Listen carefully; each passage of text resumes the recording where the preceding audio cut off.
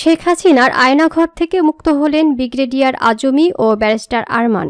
বহুল আলোচিত বন্দিশালা আয়নাঘর থেকে মুক্তি পেয়েছেন বরখাস্ত হওয়া ব্রিগেডিয়ার জেনারেল আব্দুল্লাহিল আমান আজমি এবং ব্যারিস্টার আহমেদ বিন কাশেম আরমান। জামায়াতে ইসলামী সাবেক আমির প্রয়াত গোলাম আজমের ছেলে ব্রিগেডিয়ার জেনারেল আব্দুল্লাহিল আমান আজমি ফিরে এসেছেন বলে জানিয়েছে বাংলাদেশ জামায়াত ইসলামী।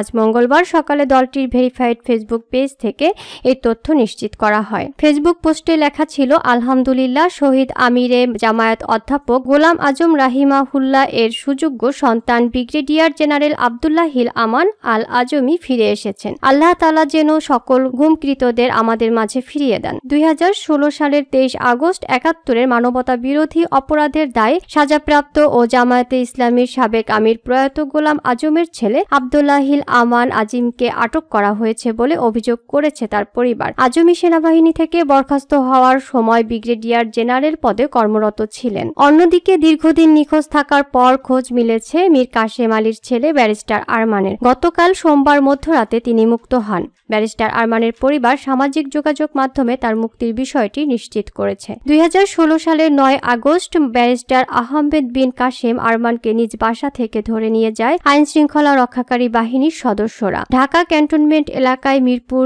ডিওএইচএস এর 11 নম্বর সেকশনের 7 নম্বর রোডের 534 নম্বর বাড়ির দোতলায় থাকতেন তিনি। এই বাসা থেকে 2 শিশু সন্তান, স্ত্রী ও বোনের সামনে থেকে ধরে নিয়ে যাওয়া হয়েছিল তাকে। এরপর আর আনুষ্ঠানিকভাবে তার হদিস পাওয়া যায়নি।